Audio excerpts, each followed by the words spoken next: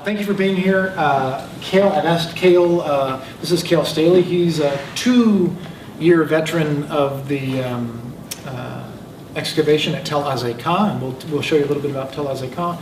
He's learned digital modeling, and he will be largely producing large parts of this model, along with some other students who will be participating over the years. And inshallah, if I can get some grant funding from NEH, we'll have more modelers and more, the project will get bigger and bigger. But thank you all for being here. Let me get started with some introduction about what it is. What is Tel Azekah, what is digital humanities, and then what precisely we are doing in the Department of Classics and Religious Studies to model this site. By the way, when I refer to myself as a model, when I talk about I'm doing modeling, it's not this, right? It's the digital stuff that you'll see. I don't know if the light off or on is better. If you guys can see okay, we'll leave it on. If not, we can turn it off. Whatever, it's up to you. The question that we get asked all the time, first of all, is what is the digital humanities? And the response that I've been giving is it's quickly becoming like digital photography, as if there is anything else. What other kind of photography is there? 10 years ago, you could ask, is it photography or digital photography? But now all photography, for the most part, is digital photography, and the exception to the rule is the red light and the film. Okay, so I think slowly digital humanities is becoming the humanities. So those institutions like the University of Iowa who are forward-thinking and putting money and planning and moving in this direction and getting to it first are going to be the most successful in the humanities moving forward over the next decade. What is it? It's traditional humanities research, classics, history, religious studies. These are the disciplines we all know that we already have, plus digital technologies. And specifically, they're technologies that either enhance research or that generate research. And I'll show you the difference here in a moment. But basically, you have some technologies that you can bring that enhance the research already being done, and you have other technology in the digital humanities that the research doesn't happen. It's not generated without the digital technology. It's just not possible without it. We, with the help of all kinds of people, including the Office of Vice President of Research and the Dean's Office, College of Liberal Arts and Sciences Dean's Office, plus the Study Abroad, plus the studio, everybody contributing together, along with the Department of Classics and the Department of Religious Studies, everybody putting together to create the Iowa Azekah Archaeological Research Project. And it had its first year as a study abroad program. Any of you can come. You join the project. You come over whether you're a student or not. You can come with Iowa and dig in Israel with us for up to 6 weeks, which is as long as the program is. And then on the weekends, we will take you around, show you the holy sites, the national parks, the Mediterranean. We call it the Med, the Dead, and the Red. Right? The Mediterranean, the Dead Sea, and the Gulf of Aqaba. And what we do is we try to, this one project combines 3 things: original research, instruction, classroom instruction, and travel. So faculty and student researchers participate in an actual archaeological dig. This is field research, dirt, sweat, working in the field. But we're also using the new knowledge that is generated by the field archaeology in classroom instruction. So I take the field research, bring it back to the classroom, and use it in my biblical archaeology class, or in my Dead Sea Scrolls class, for instance. Plus, the students get to travel the Holy Land. They get to actually see the sites. They get to walk and touch history, walk around in and touch history. And, as you'll see here, we develop a 3D virtual reality model of an archaeological site. And this is the area of research that I do. This is what I'm trying to contribute to my field. And that is, it is no longer good enough to just draw what you dug up, to take a photograph of what you dug up, to maybe take some aerial photos of what you dug up.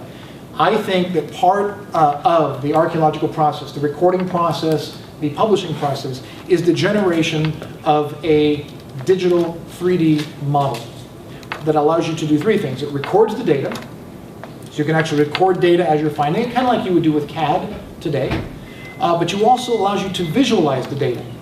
And you visualize 2 things. That is the extant materials, the actual ruins in the ground, the rocks, the walls, the things in the ground, but also allows you to model a reconstruction. because not everybody knows what to do, and even among scholars, they argue about what do you do with the data. And then, of course, you can use the modeling process, and I argued this in my dissertation, I'll continue to argue it. The modeling process actually allows you to generate new knowledge. And this is the core, at the core of an R1 research institution like the University of Iowa, is the generation of new knowledge that can then be discussed and disseminated in the classroom. Essentially what I do is digitally enhanced biblical archaeology. And if you're wondering what that is, you take your typical humanities professor, right, over there, and I use Harrison Ford not because of his rugged good looks, but because he's basically broke and depends upon the university for travel research, and he gets punched in the face a lot. Okay, so this is your typical humanities professor and a computer nerd. And if you don't recognize the guy on the right, this is Bill Gates, years and years and years ago. So what we're doing is we're saying, how do we do archaeology with the latest technology? By the way, this is not the latest technology, but it's a young picture of Bill Gates that I could find. And we put these two together, and what you generate is digitally enhanced biblical archaeology. Then the next question is, what is Tel Azekah? What is this place, Azekah? It's an archaeological tell. About 30 minutes west of Jerusalem, about halfway between Jerusalem and the coast, the Mediterranean coast. It's in Israel here. You can, as we fly down on it, and you can see that you've got Ashkelon on the coast, you've got Jerusalem up here, and Azekah sits between Bet Shemesh and Lachish and some other strategic sites that we won't talk about today, in an area called the Shvela, or the lowlands, the coastal lowlands. These are the equivalent of foothills. I'm from California, so we always talked about these coastal foothills. It's not the highlands, it's not the coast, it's that area in between. And it's a strategic area. This is one of the key passes. Azekah sits at a key intersection, both north and south in the foothills, but also east and west and up into the hills into Jerusalem. It sits in the Elah Valley, along with a bunch of other sites that are presently being excavated, currently being excavated. And we're learning a lot about this area. And the reason that it's important is that it is the classical border line between the Philistines, the Sea Peoples, but specifically the Philistines, and the Judahites, those who controlled Judah. Azekah is mentioned mentioned multiple times in the Bible. 3 of them I'll give you here. In Joshua 15, the book of Joshua, it's mentioned among the Judahite towns in the lowland. So it's mentioned there. Azekah is described, most people know it, as dominating the Elah Valley. As you saw, it's up overlooking the Elah Valley. And it is in 1 Samuel 17, it is the scene for the battle between David and Goliath. Now, I want you to be very clear what I just said there. I'm not saying that this is historical evidence for the historicity of a battle between David and Goliath. I'm saying that this is the setting for which that story is told. Okay? We don't have any evidence of David and Goliath.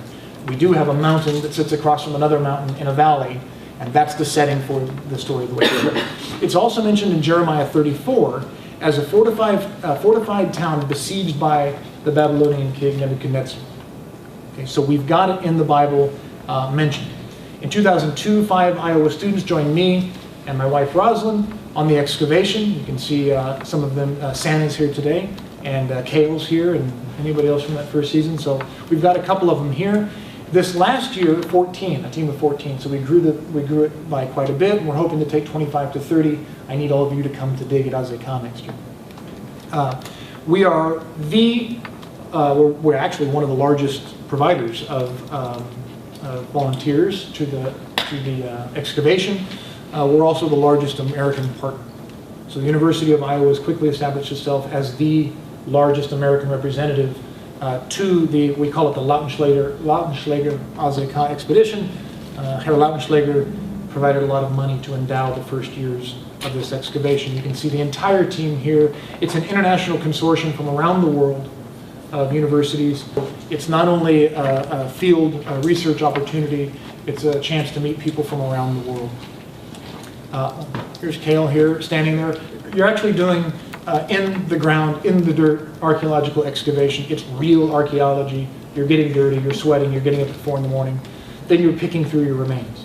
So from the macroarchaeology down to the microarchaeology, you're doing it all. I don't know why Ashley took a nap in the wheelbarrow. I don't know where she got this idea, but it's actually very comfortable. It's a way to keep yourself from getting dirty while you take a nap. But I actually did a lot of excavation. I too, I'm not just walking around with a clipboard, I'm actually in the field digging. I dug myself into a hole, quite literally, and we kept digging under a rock. We noticed a lot of trees and the roots were going down under a rock. We kept digging and we discovered this. This is a late Bronze Age cistern that I've been excavating now for 2 years. And so you do what you do, you just keep going deeper and you keep going deeper, and you find yourself in very, very tight situations. But that hole that was under the ground, no one knew it was there. We just continued to dig until we finally finished it. And what you end up with is a late Bronze Age, completely plastered cistern. All of the walls here are plastered, the floor is plastered, completely, perfectly preserved. And this is what it looked like when I got to the bottom and got the final few buckets of dirt out of the cistern. And then I just sat and listened to music for about 10 minutes because it's been a 2-year project for me and a bunch of other people who've been helping down here. I remember Santa, who's here today, actually came down digging down in there with me, 5 meters under the ground in isolation in a hard hat. It can get to you after a while, so I took some time and just relaxed. Here's an aerial view, and you can actually see the steps leading down. Whoever carved this cistern put in 4 steps, and you can actually see them carved right into the rock. The question becomes, so you're actually doing field archaeology as a part of this program. So the University of Iowa now sponsors a undergraduate and graduate research program in Israel doing archaeology. What kind of research is it, and specifically what makes it digital humanities research? One of the things you're doing ground penetrating radar. These are new technologies applied to an old discipline.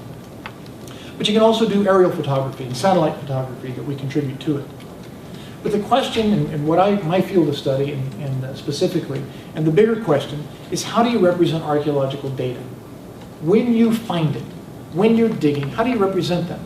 Well, the traditional way to do it is with a total station, and you draw your lines, and you draw your map, and you draw squares on a 2D map, showing people, here's where we're digging.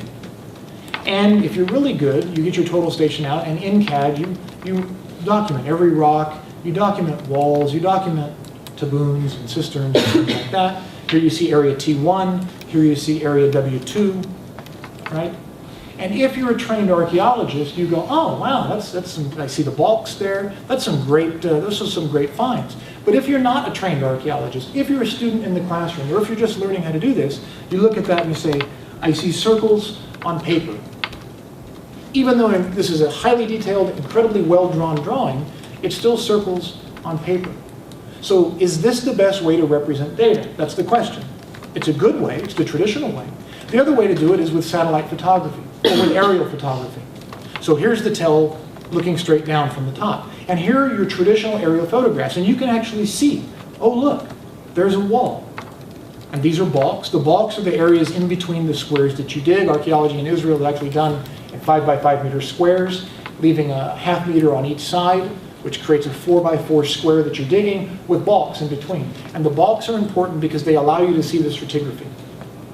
So remember, archaeology is done from present to past. You dig down. As you go down, you're going deeper and deeper and deeper. And you leave a balk so that when you're 5 meters under the ground, you can look over at the balk and you can actually see the striations in the wall. And you can see, oh, here's a burn layer. I see a bunch of ash here. Or look, the soil changes color. Okay, you can do that with the balk. So that's what these lines are here. But you can actually see different aspects of the site from aerial photography. But again, the question must be asked, if you're not professionally trained, do you understand what these photographs mean? So what I do, and what I'm advocating, is 3D virtual modeling, digital modeling in virtual reality. And that is, as we discover and as we uncover archaeological remains, we put them in a geographical database that stores the actual polygons, that actually stores and captures the walls and the cisterns and the taboons and these types of things, so that you can record it in 3D, in situ, as you find it. Now, of course, it's a model. This isn't the actual site, it's a model of the site, but we try to make the model as accurate as possible. And then you just can drill down as tightly and as small as you want. You can be as detailed as you want, or you can do macro archaeology. So what I'd like to do just for a second is actually show you the model. We're in the process of building this model. I want to introduce to you Cale, and I'm going to switch over. Do you have the other? this is actually a scale model in 5 meter increments going up the Tel. So each one in between these rows of pink dots here is 5 meters. And each of these pink dots represents a vertice of a triangle that was built. So everything in here is built out of just thousands of triangles, just built straight up. And so from this, we're able to put our squares in here where we've dug. And so over here is Dr. Cargill's area S2, where they found the cistern right in here. And so, which really needs funding to be modeled. I really need to get that modeled. We're working on that this semester. And so right now I'm in the process of modeling all of the excavated areas and squares that we have excavated so far. What are some of the areas that we're excavating? So right here is area S2. It is on the southern end of the Tel, and it is going on a flat terrace out where there appears to have been some sort of public piazza and a sort of a public center. It's where they had the water cistern. There's a very large silo there, and a Middle Bronze pillared building that we're not sure what its use was yet. And then up here is area S1, and around the Tel we have 3 areas, oh 4 now actually.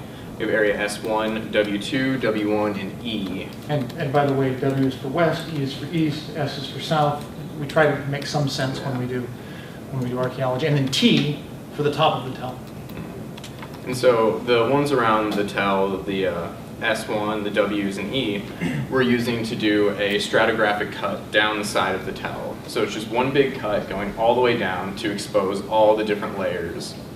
And through that, we've actually made some very great discoveries. We found the Middle Bronze Age fortifications of the city. It's about a 4 meter thick wall of stone and mud brick. And what this model is really helping us do with that is we found that wall in several areas, and it's very hard from the paper top plans and things to try and get the actual context of what the entire site looks like with that wall. So with this, we're able to build the wall, which I haven't got to yet, but we can build that wall in each area, and then we can see the context all around the site of the Middle Bronze. And another thing that this program is great for doing is we have this large database down here. And so we can build each square in its own little database. So you can highlight it and it'll show up with different, like here's area S1, which is over here. And we can hide various things of it, so I actually didn't hide it. So what we're able to do is take different levels. So for instance, if you have late Bronze Age walls in a site, but above that you have Iron Age walls, and above that you'd have Persian period walls, and above that Hellenistic walls, and then above that on and on. We can actually model all of it, and then we can set each layer in its own date switch, so that we can then turn on all of the late Bronze or all of the Iron Age at once, and you can see what the site would have looked like in the Iron Age, or in the Persian period, or in the Hellenistic period. So it has 2 components. One is a date switch that allows you to basically go back in time and see the site develop over time. But it also has data switches.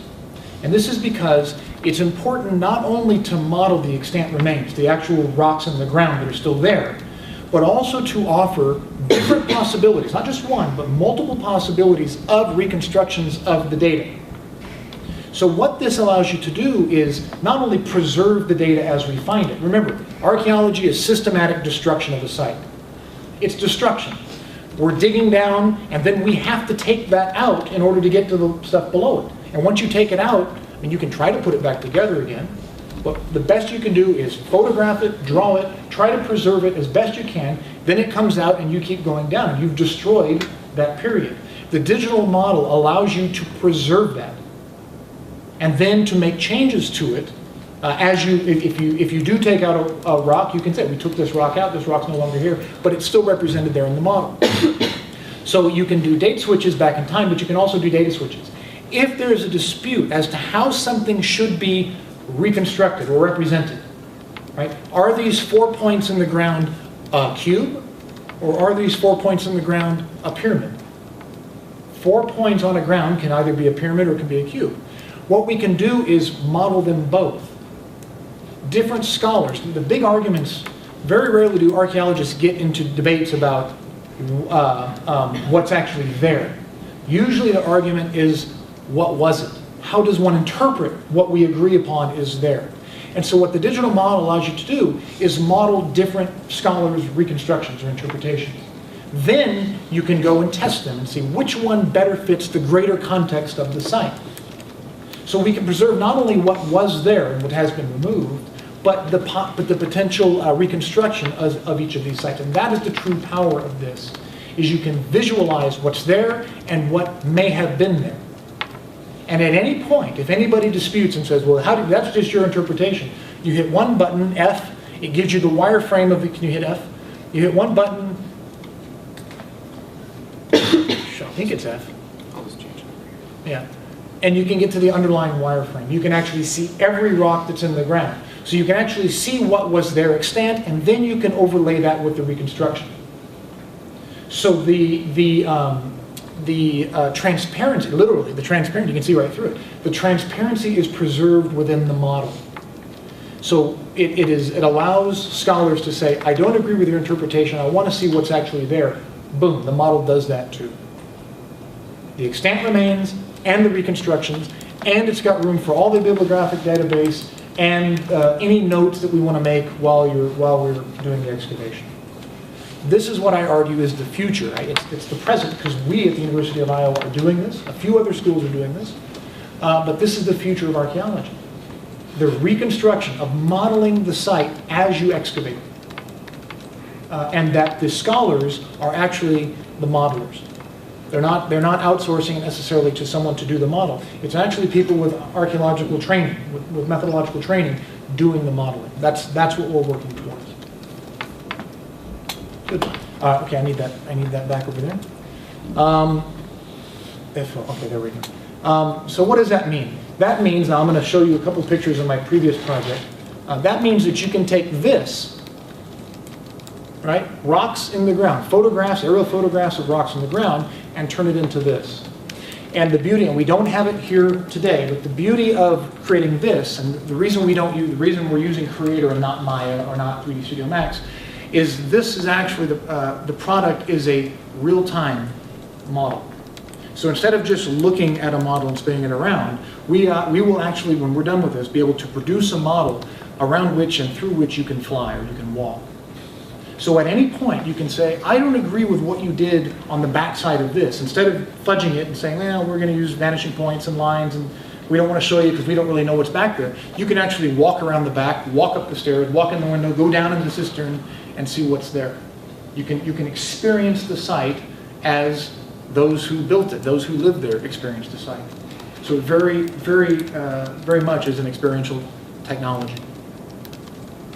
And then, of course, you can use that in instruction. Once you've generated original research and published it and received tenure, that's a hopefulness, my ever hopeful. Once you've done all this research and generated it, then you can use this original research that no one else has yet, and you can put it directly into the classrooms. Okay? I can bring this new data and give it directly to students at the University of Iowa. And we teach courses like Archaeological Methodology and Field Research on site in Israel. We teach a history of Judea on site in Israel. But you can come back here to the university and take my Jerusalem from the Bronze to the Digital Age. So this is a history of Jerusalem.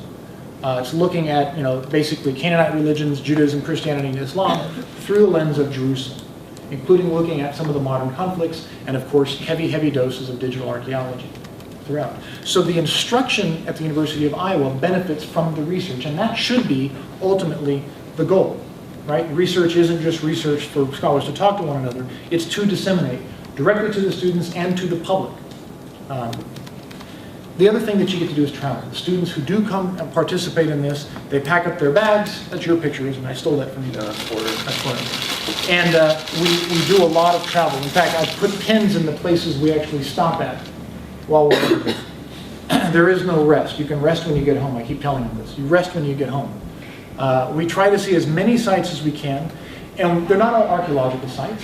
Some of them are, and if anybody who's ever been to the Dead Sea knows this one, you can't drown. You can, I guess, if you're face down. But you can't sink in the Dead Sea, right? it's so buoyant, it pushes you up out of the water. So this is the famous picture of people just floating on their backs, sometimes smoking a pipe, sometimes reading a book in the Dead Sea. A lot of people don't realize that in the north of Israel, up in the Golan, you have beautiful, beautiful waterfalls. This is the Bonias Falls that we go to. There's Cale sitting on Nahariya Beach watching the sun. Well, he's not watching it, he's watching us. Watching the sun go down. We're going to the Bell Caves at Maresha, at Beit Guvrin. This is a hand-carved cave. This is a manually carved cave. And you can actually walk through these caves. We actually took a trip into Jordan. Those of you who've seen Indiana Jones 3, the Last Crusade. This is where the Holy Grail, not this one, the treasury is where the Holy Grail is. This is actually the monastery. This is bigger than the treasury. But we actually took students, you can actually see one of the students, I think it's you, Cale, yeah, standing in the doorway there. That's how big this is. In fact, I took all of the students and lined them up, and they just reach across the door. Okay? And then there's Santa there in Wadi Rum just climbing some rocks. So it's not just working hard and getting up really early, it's actually going to climb all over the Near East, right? And then of course you get to see all the holy sites. You get to see the Western Wall, the holiest site in all of Judaism. You get to walk through the city streets of the old city, Jerusalem. You're shopping, or you're learning how to shop, since it's actually an art form there. You can see this is the third holiest site in all of Islam, right? The Dome of the Rock. We're going up seeing monumental Arabic inscriptions up at Sababa. This is a medieval Islamic fortress that was built to overlook, this is between Damascus and Israel. You get to see some of the holiest sites in all of Christianity. This is the Edicule inside the Church of the Holy Sepulchre. You're getting to go see one of the holiest sites in all of the Baha'i faith. This is the beautiful, beautiful Baha'i gardens in Haifa. And we stopped there as well. You're getting to see also sites, the Canaanite sites, the sites from all around. This is the mihrab, this is a pointer direction of prayer for Islam, and of course this is the head of an Ammonite god that you have. We go see the Shrine of the Book, where the Dead Sea Scrolls are kept. We are back up in Sababa. We're literally climbing around on our hands and knees through secret passages and tunnels, just exploring this land. And then of course, we're also trying to use this knowledge, this information, not just the archaeological knowledge, but the cultural knowledge, the familiarity with foreign cultures. And we're trying to do something about that. We're coming back to Iowa City and we're saying, what do we do with all this knowledge? What do you do with the conflict between Palestine and between Israel? How do you make peace? How do you make peace in a land that's filled with landmines? Right? That is digital humanities at the University of Iowa. That's what it is. It's culturally and virtually immersive program. It's a study abroad experience. It's classroom instruction, and it's original research via the virtual reality model that you saw here today. Thank you.